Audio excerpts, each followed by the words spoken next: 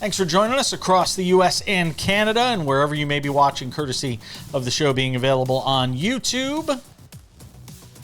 We will be joined by Jerry Bonkowski coming up a little later on in the show. NASCAR in Las Vegas this weekend. 61st win for Denny Hamlin in his storied career. We'll get into that. We'll also be joined by our friend Bill Bender, who talks college basketball, all college sports with us, actually. Get his thoughts on the Field of 68. March Madness about to ensue. Sam Yarnell is here as well. We'll talk to him about the World Baseball Classic, as we will talk about that right now. What do we do in this show every day to start it? You know it. It's time for the big story. And the big story begins with a big win for USA Baseball as they took down the Dominican Republic. What looked like a Dominican Republic team that was just destroying clubs. They trailed for all but a half inning of this entire tournament until they met up with the U.S.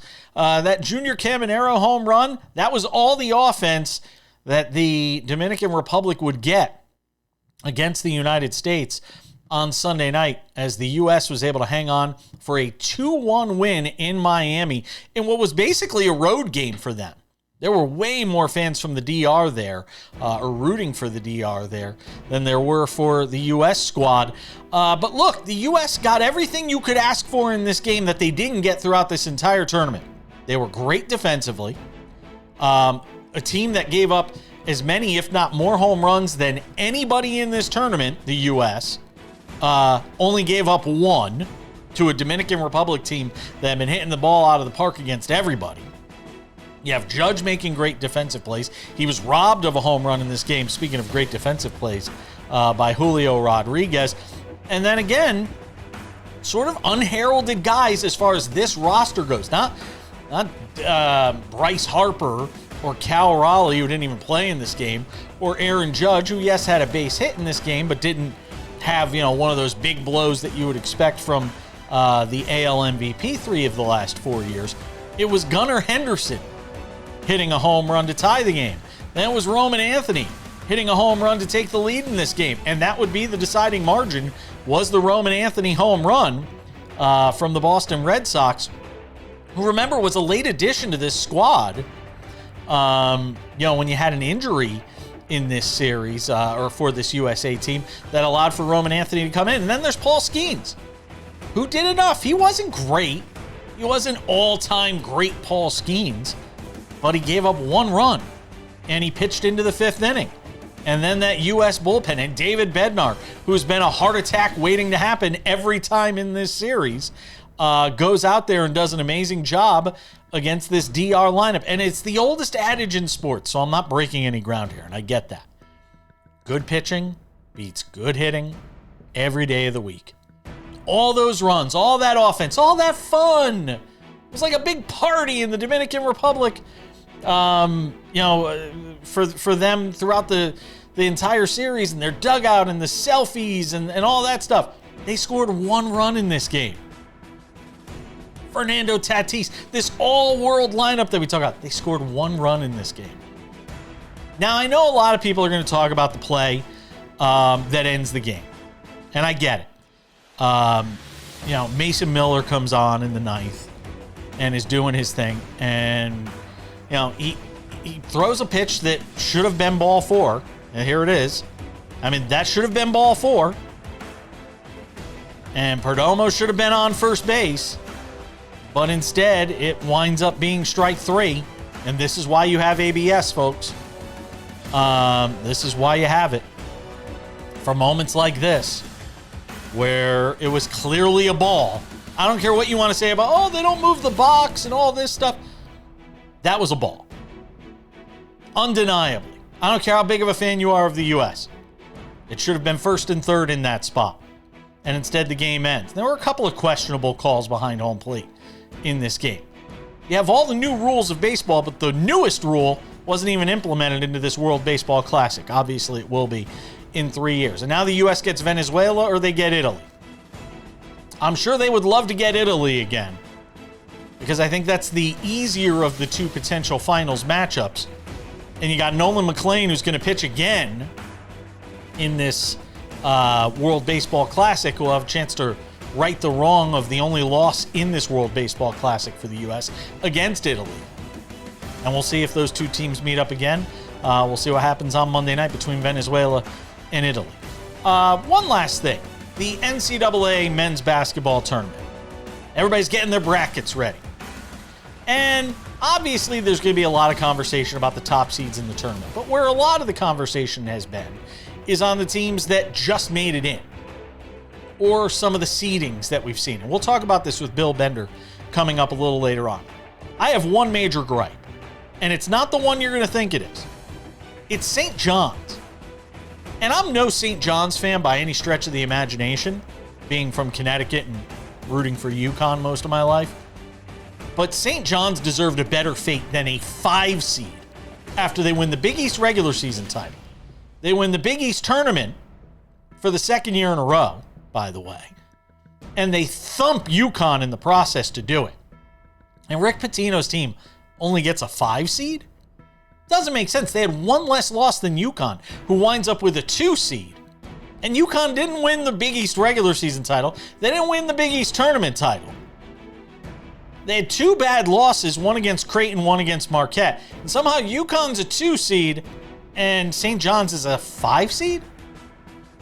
There's something that doesn't line up here. It doesn't match up here. The second thing is Miami of Ohio, who does get in, but they're going to have to play in the first 4. And is that the right place for a team that literally had an undefeated regular season? I get that they lost in their conference tournament quarterfinals to UMass, a team that isn't even in the tournament. But did the tournament selection committee do Miami of Ohio wrong? Did the Red Hawks get a bad deal? That being said, I'm going to say something that's going to completely contradict myself to end this segment. The only game they might win in this tournament is that first 4 game. Because I don't think they match up well with a lot of teams in their bracket. But we'll get some thoughts from Bill Bender coming up on that a little later on from the Sporting News. But when we return, Sam Yarnell has his own thoughts on the World Baseball Classic. You won't want to miss those next.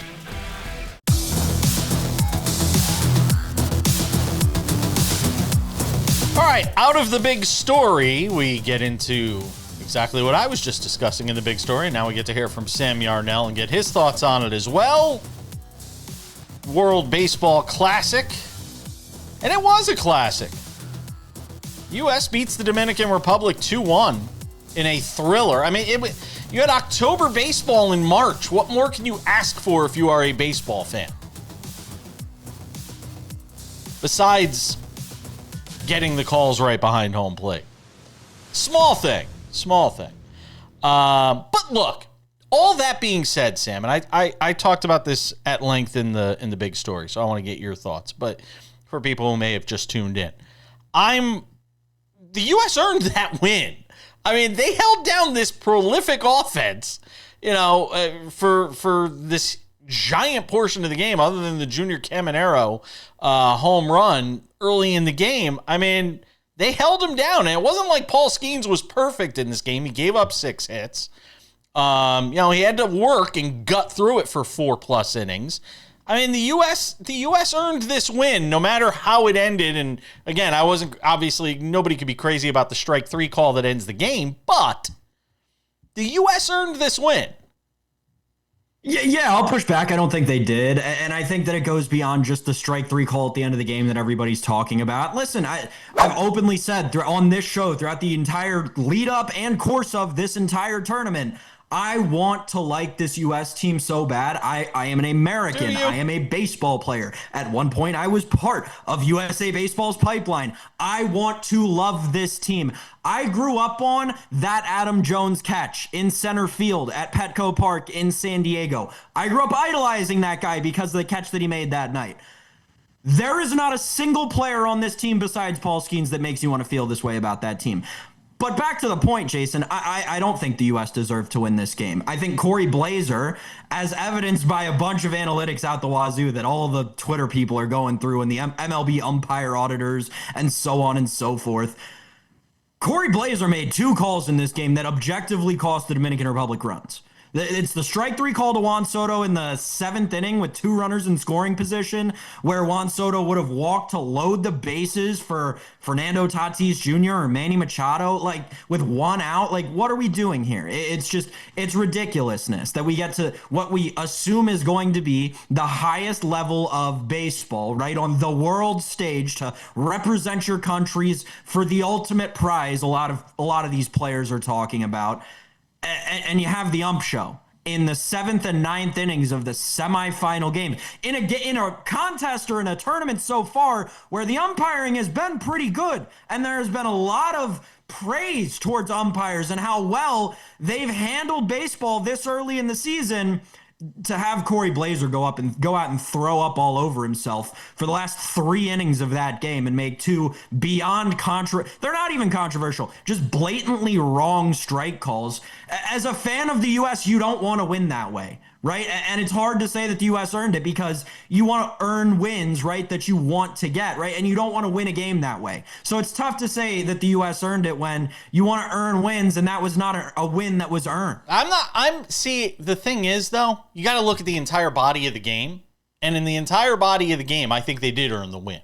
You know, if you look at the entire body of this game, and again, I think some of this, you want to talk about throwing up on yourself, was also the Dominican Republic kind of throwing up on themselves. You had base running errors in this game. You had guys getting thrown out. You know, Tatis not getting to third on that play. I mean, there were a couple of base running gaffes in this game from a Dominican Republic team where it's all fun and games and taking pictures and celebrating, and then all of a sudden, you kind of... You cannot hold Fernando Tatis getting thrown out at third base on that play against him. He's running on a right fielder who's a year removed from Tommy John surgery nailed somebody and barely earlier being able to play the outfield, who makes the 2nd incredible play in a week. I think we should be talking more about how Aaron Judge may be back in terms of defense and the offense may be out the window, because Jason, all of the offense that came for the U.S. in this game came off of 2 solo home runs off of a tired pitcher.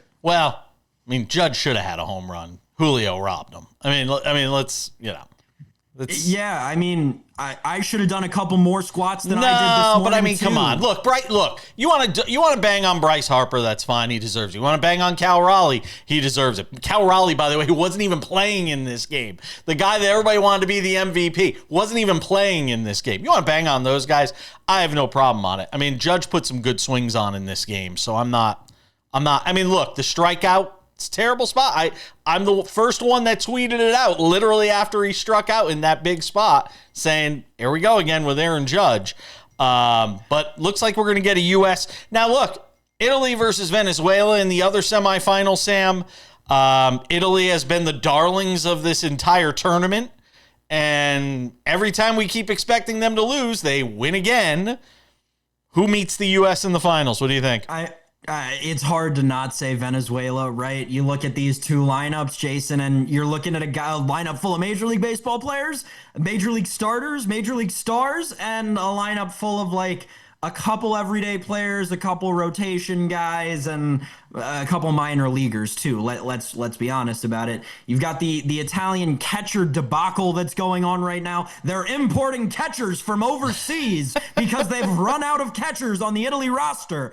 No, but it's been an amazing story, and I have fallen in love with guys like Vinny Pasquantino, right? One of my professors from college, an Italian guy from Long Island, is actually the team journalist for this team. There's a lot to love about this Italian team, aside from the fact that they're essentially the USA Baseball JV roster and they beat them in a game. But it just feels like tonight is the night. And if you're watching this by now, there's a chance you already know, but it feels like tonight's the night that, you know, the Cinderella slipper slips off. Last thing on the U.S., the fact that Nolan McLean is your starter for this championship game is a joke. It's just a joke. I would like to apologize to our audience. Before the tournament started, I said in a debate with David Ardsma that the U.S. was relying on Joe Ryan to start Joe Ryan declined the invitation. Joe Ryan said, no, thanks. I'm going to go back to Twins camp. Have fun with the rookie who's got a dozen major league starts. I just wonder if there's going to be a moment where like Tarek Skubal is just sitting at home going, I should be there. Yeah. Pitching in this game. Wonder if that moment comes somewhere in that championship game. Oh. All right, we'll see what happens with the U.S. On Tuesday night. See if Venezuela and Italy, who winds up coming out of that game as well. Bill Bender is right around the corner. We'll get some thoughts with him on the bracket, the field of 68, predictions, and a whole bunch more as we continue on Sports Wrap.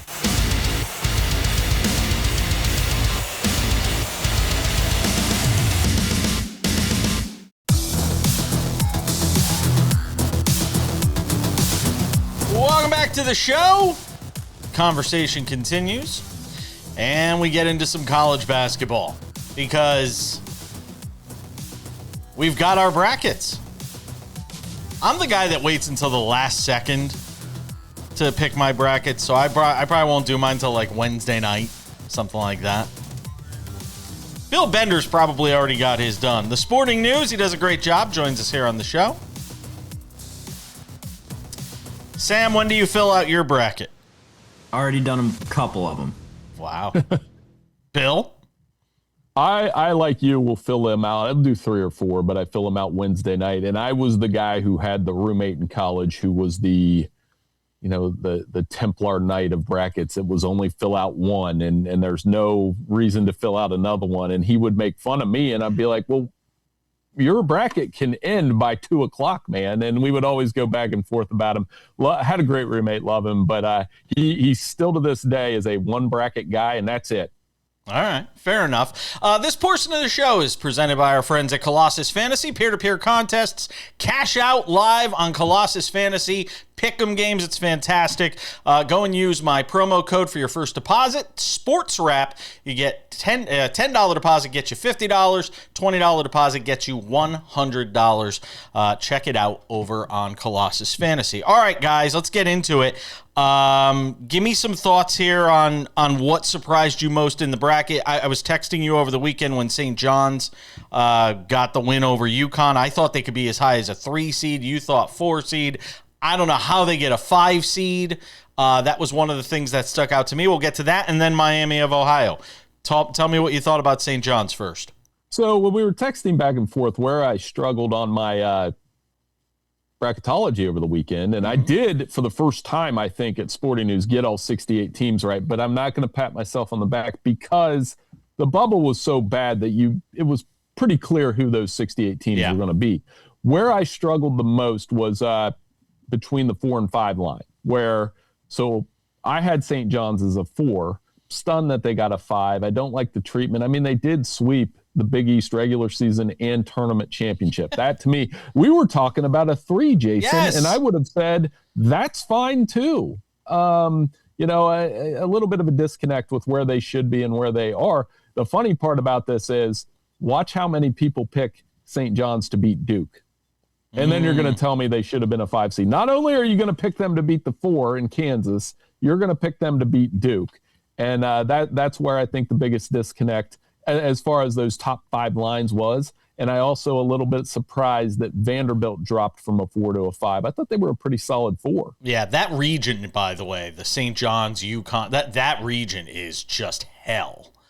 Sam, you had a follow-up. Go ahead. Yeah, Bill, you kind of touched on it there, but the way that this bracket has been set up, we're poised for a second-round matchup between St. John's and Kansas. Now, I know there are a ton of people talking about Northern Iowa and how you can't look past Northern Iowa in the first round if you're St. John's, but assuming we get there to that second-round game between St. John's and Kansas, what sort of implications do you think that game has, not only between the Patino and Self matchup within that game, but also you've got, Darren Peterson versus Zuby Ejiofor, 2 guys who are going to go in the first round of this year's NBA draft. What would the implications be if St. John's met Kansas? Well, Darren Peterson has a lot on the line this weekend. I think perhaps more than any other freshman because, you're going up against Cal Baptist and they can play a little bit. Like you said, you don't want to look past these first round matchups like Northern Iowa. I mean, they do lead the nation in scoring defense. So they got to play. But if we get that matchup, it's not just about the coaches. I think it's mostly about Darren Peterson. Can he take this Kansas team to the Sweet 16? Because regardless of what happens to the Jayhawks, he's the guy that we're going to either blame or praise for this first weekend. So I think perhaps no player has more on the line than him. And you guys touched on it, Duke. Hey, come on down. What do you get for getting the number 1 overall seed? You get Tom Izzo. You get Dan Hurley. You get 4 national championship coaches in your bracket. It's absurd how much blue blood is in that bracket. All right, give me your thoughts on Miami of Ohio. Obviously, not just getting in, but getting the seeding they did. 2 teams out of the MAC. Go. It's ridiculous that they have to play a first 4 game, in my opinion. The reward for going 31-0, and it's, again, a disconnect between we rely so much on quadrants and net ranking and quad 3 losses and those kind of things that you kind of lose sight of. This team went 31-0. I thought they should have been a number 10 seed. I really like Akron too, by the way. They had a great finish to win the MAC championship. I think they're going to win as a 12 seed in the first round against Texas Tech. If they shoot the ball well. But yeah, I think Miami should have been a 10. I think St. Louis got a little bit of seed disrespect as well. I mean, did you watch the end of that sequence against Dayton? I mean, are we going to penalize them for that shot-making sequence between those 2 programs? It was incredible. Bill, as we look towards the first 4, because I always think that these are 4 great games that people continue to underrate year in and year out. Yeah. But obviously, we've touched a little bit on the Miami of Ohio SMU game. Of the other 3, is there any one that particularly excites you?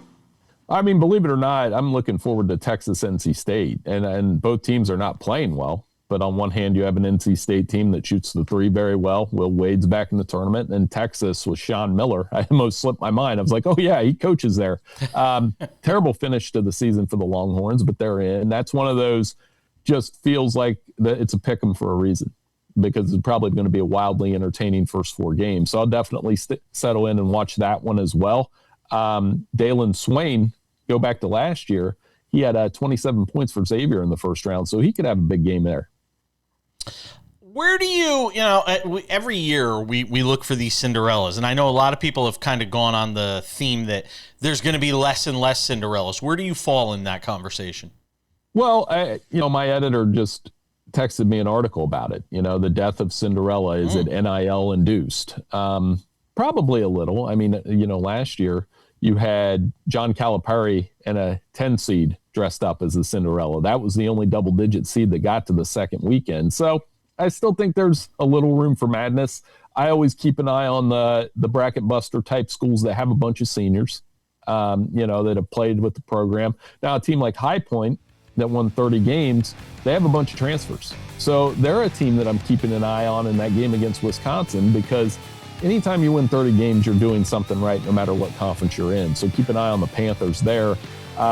Problem is they're playing a Wisconsin team that isn't afraid to get out and go too and shoot a bunch of threes. All right, we got more to discuss with our friend Bill Bender, the Sporting News, college basketball. The NCAA tournament is here. Get your brackets filled out. We'll have predictions later in the week, but we'll get some of Bill's predictions as we continue on this Monday edition of Sports Wrap. Don't go anywhere. Lots more to do.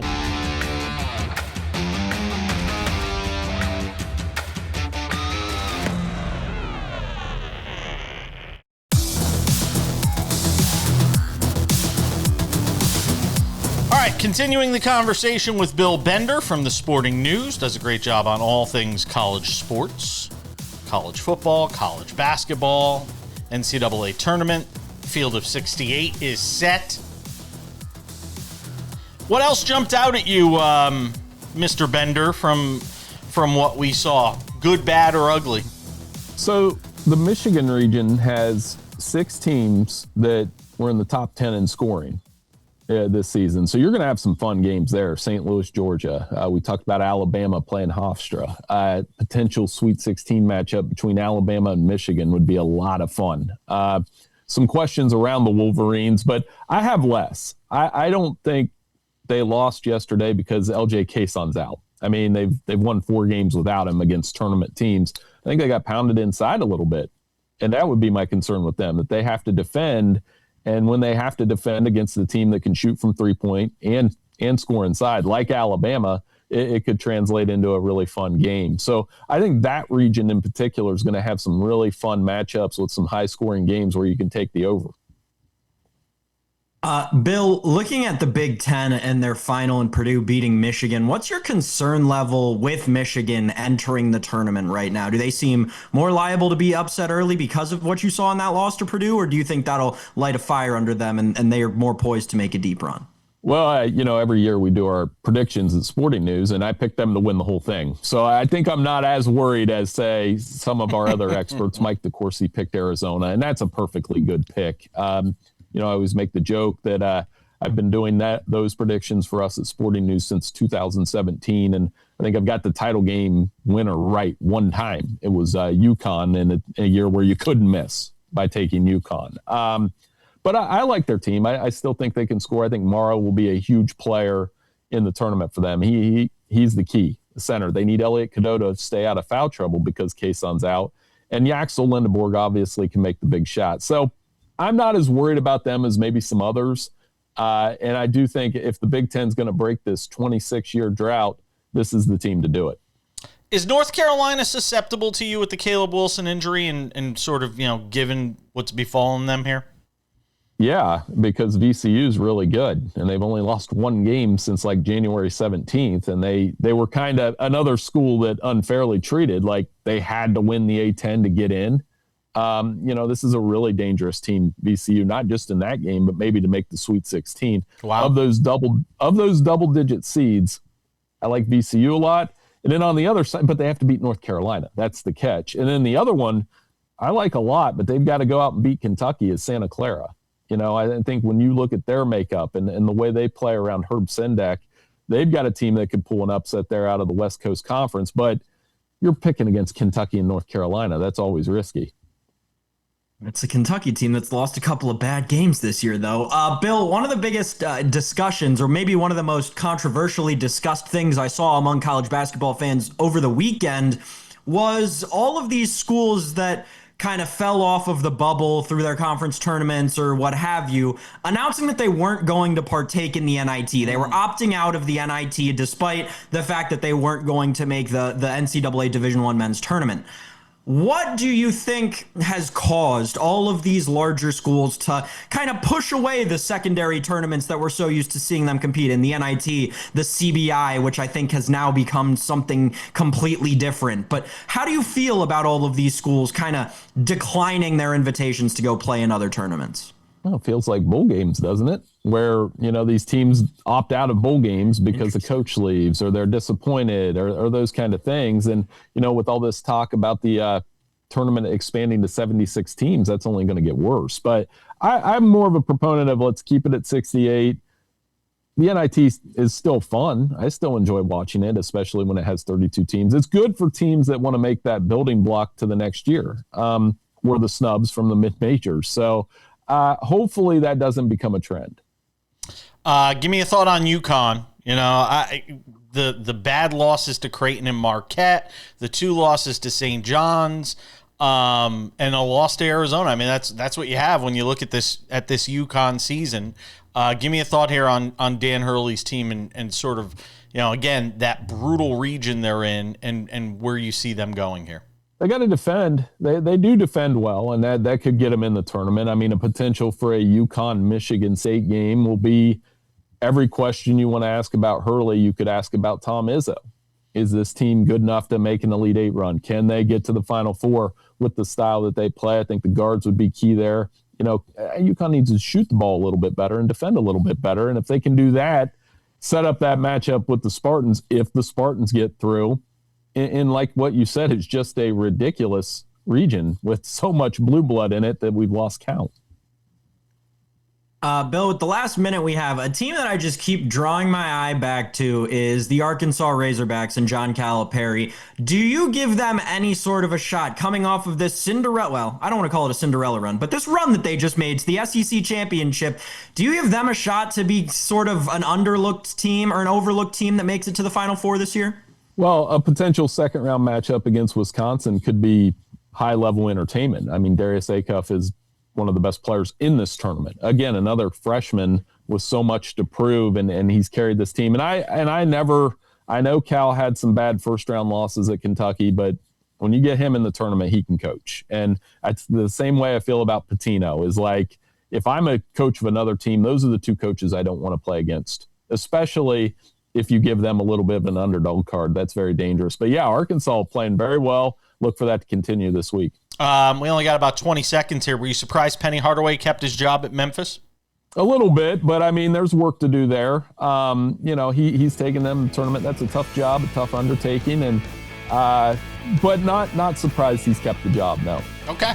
Bill Bender does a great job at the Sporting News. Who's your Final Four?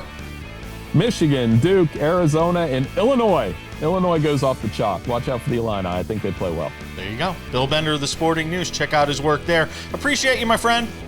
Hey, thank you. Welcome back to the show. Continue the conversation. If it's a Monday, we're talking NASCAR with this guy, the one and only Jerry Bonkowski, EssentiallySports.com, longtime auto racing writer. It was a heck of a weekend for auto racing in the U.S. between the IndyCar race in Dallas and then NASCAR in Las Vegas. What will one day be a Hall of Fame career for Denny Hamlin, continuing with this race in Las Vegas. Second time in a row he's won there. We were all looking at Kyle Larson. A lot of people looking at Kyle Busch from a sentimental standpoint. But it's Denny Hamlin that gets the win. And boy, he had to overcome some adversity to do it with the penalty early in this race, Jerry. Give me some thoughts on Denny Hamlin. 61st win of his storied career? Yep, he's now 10th on the all-time wins list in NASCAR. And the thing about Denny is, and I don't mean this in a bad way, I mean this in the most complimentary way of all. I think a lot of people were waiting for him to get that first win this year because of all the off-season tragedy that he endured. I mean, his father passed away in a fire. His mother was seriously injured. Denny had said he was going to probably retire, or he was thinking about retiring. And I think that everybody was hoping that he would get a win early, and then he would be able to, kind of, I don't want to say move forward, but, this one was for his father. No question about it. This win yesterday on Sunday, it was definitely for his father. And, his father was everything to him. He mortgaged his house a couple of times to let Denny keep on racing. So Denny, I think this could be the start of as equal, if not a better season than he had last year. 6 wins last year. I think he could very easily do 7 or 8 this year. I think he's going to be a man that's going to be very determined, and he's going to do it, for his father. What has allowed him to be so successful for so long where, guys go through ebbs and flows? What is it about Denny Hamlin that's allowed him to be this good this long?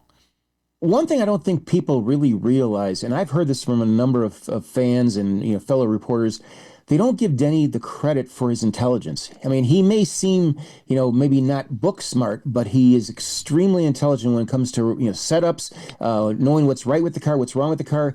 He can relay his information to a crew chief better, I think, than anybody I know other than maybe Kyle Larson. I mean, the guy he knows his stuff. I mean, if Denny ever decides to retire and wants to stay in the game, he'd make an excellent crew chief, in my opinion. I don't know if he ever wants to be a crew chief, but the point is he is just so good and telling about how a car works and how it can work better, or how, what to do, change, all that kind of stuff. And that's been a big help for his team. That's why he's been able to win so many races. The downside, of course, though, is he hasn't won that championship. That's going to be the one thing that's kind of hanging around his neck, so to speak. So I'd like to see him do it this year. I mean, he came so close last year, but I think this year he's got a little bit more motivation, a little bit more inspiration. And I mean, people say, well, Denny's going to retire after 27 or 28. I really wonder if he may go all the way to 50, maybe even longer than that. Kyle Larson won on Saturday. A lot of people liked him in this race. Give me some thoughts on what went wrong for Kyle. Nothing really. I mean, he just was in the wrong place, the wrong time when the race finished. I mean, that's, he led so many laps. I mean, him, Kyle Busch. I mean, I think everybody was looking at those two guys to win. But Denny won the last race in Vegas last year, in the fall, and that he had some great notes from that race, and I think that was the thing that put him over the top. I mean, he knows that track so well. This was his 3rd win at Vegas. I mean, he just seems to be very dominant at 1.5-mile tracks. So I think that it's may have been, while it may have been a surprise to some people, it wasn't a surprise to me. I thought that he could very easily do it, and he did. Give me some thoughts on Chase Elliott, William Byron, Hendrick Motorsports finishing 2nd and 3rd. Byron grabs the Stage 2 win. Christopher Bell won the first stage. Some thoughts on where all those guys, sort of wound up in the overall scheme of things. Well, I think this is right around the time, and we talked about this last week, that, after the fourth or fifth race of the season, that's when guys start seeing what they have. And, Elliott, Larson to a certain extent, Byron, they've all had some struggles in the first 5 races, but I think they finally got their act together. I mean, I hate to say it that way, but I think they saw what, some of the problems they had early on, and now they can go forward with that. You look at a guy like, Kyle Larson, and defending champion, he's got a lot to make up for, if you will, in terms of how he defend the title again for this year, or will Denny Hamlin be the number one thorn in his side? I think he will. So I just like what we saw yesterday. I mean, yesterday was to me, a prototypical 1.5 mile track race. I mean, it's a very fast track in Vegas, and I think that there were some wind issues. I know that there were some weather issues and that kind of thing, but it was a good race all in all.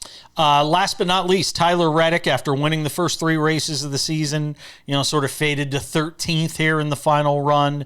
Still obviously has the points lead, but maybe the first signs here that the field's catching up? No, not at all. Wow. To me, it's just, this is the cyclical nature of the sport. I mean, you're going to have the periods where you're going to have 3 wins in a row, and then boom, you struggle for a while. But I mean, look at the first 3 races were wins. His fourth race was, I think, he finished 8th, I believe, and he finished 13th yesterday. Okay, that's not bad. I mean, I bet any other driver in this sport would give their right arm to have the same kind of results. So I think that there's nothing to worry about him. I mean, he had yesterday or Sunday was a kind of a off day, but still, to finish 13th is not a bad thing. Last but not least, Darlington next week. Give me some quick thoughts on who you like there.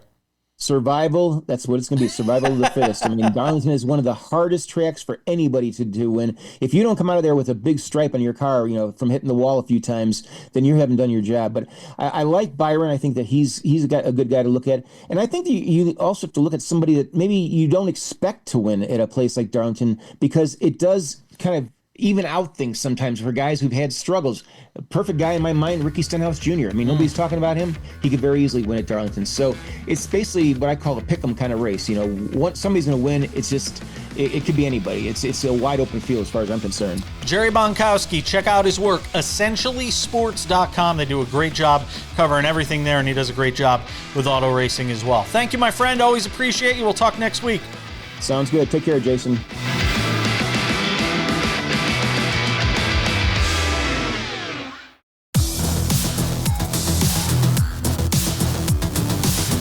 All right, just about time to put the wraps on this baby for a Monday. Who knows what kind of surprises we'll have on Tuesday's show? That's a tease. You're going to have to tune in. Before we go, a few reminders. Sports Wrap with Jason Page podcast, available on all your favorite podcasting platforms. Audio version of this show, Monday through Friday, wherever you get your podcasts. Spotify, Apple Podcasts, YouTube Podcasts, iHeartRadio, TuneIn, Odyssey, Amazon, anywhere you get a podcast.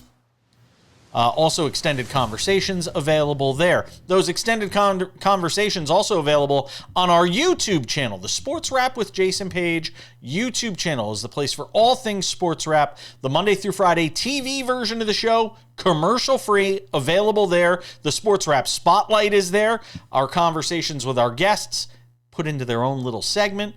So you don't have to scan through the show. You can just go and check those out. Extended conversations, Sports Wrap Shorts, also available there. Monday through Friday, weekends too. Big news breaks. We jump in on the YouTube channel with Sports Wrap Shorts, 1 to 3 minute long videos to get you caught up on whatever it is that is going on. What? Are you making fun of all my hand gestures? Is that what you're doing? Is that what it is? Sports Wrap Shorts. Sports Wrap Shorts. Yeah. Okay. Fair enough. I don't know what we're going to do during March Madness, because there's no way. There's just no way to keep up with everything. So I don't know how. The intern's going to be going crazy. Yeah, I don't know what we're going to do for Sports Wrap Shorts during March Madness. Sports Wrap Shorts available on our YouTube channel. Again, go and check those out. Sports Wrap Shorts also available on our TikTok, Sports Wrap Jason Page, and on our Instagram. Yet again, Sports Wrap Jason Page. And now, without any further delay, on this Monday edition of the show, it's time for some odds and ends. Odds and ends, Sam Yarnell. How about the win for the one and only Cameron Young, your winner of the Players' Championship? I don't know how many people had him on their card to win this thing. He bests Matthew Fitzpatrick. Those two going toe-to-toe right to the 17th hole when Young knocks it pretty damn stiff and then makes the putt. And then Fitzpatrick with that putt on 18 to send this thing to what would have been a playoff. Instead, it's Cameron Young, your winner at the Players' Championship, Sam Yarnell. And Ludwig Oberg, it was all fun and games. It was all great until it wasn't for Ludwig Oberg, who just died in the final round yesterday, Sam. Yeah, it was really tough to see Ludwig. It's all, and I thought this to myself as I was watching the tournament, Jason. It's always tough in any golf tournament at any point when the group with the two guys who are fighting it out to win is not the last group on the course, right? That's always a little awkward. Yeah. I wonder how awkward it was yesterday, but you know, you had Ludwig a hole behind the eventual winners group. It was incredible to watch. And it wasn't even like, you know, oh, can he, you know, maybe make a crazy eagle and come back on 18? No, there was no he was just going to have to finish out his round after everybody had started celebrating. I have to think that is the most awkward feeling in golf. But Jason, Scotty Scheffler, we got to talk about him. Scotty Scheffler finished tied for 22nd in this tournament. Is Scotty broken? I don't know. You see signs that it's still there. I'm going to tell you, though. I'll move away from Scheffler for a second because, that's an easy one. I am keeping an eye on Brooks Koepka for the Masters because his game is starting to come around. I got to see a lot of him during this tournament, and the shot making is there. He makes a few putts, and he's right there when we get to April and the Masters. I'll tell you another thing. Guy who's kicking himself right now because there's 4 rounds to a tournament. Xander Schauffele missed so many putts in the first round or two of this tournament, short putts, that if he makes, he's holding that trophy. He wins the Players' Championship if he just makes a couple of putts in the first and second round of this tournament. I know it's 4 rounds and we focus on what happens on Sunday, and the last hour and a half of this thing was wild. But Xander Schauffele should have won this tournament. He played well enough and could have won this tournament.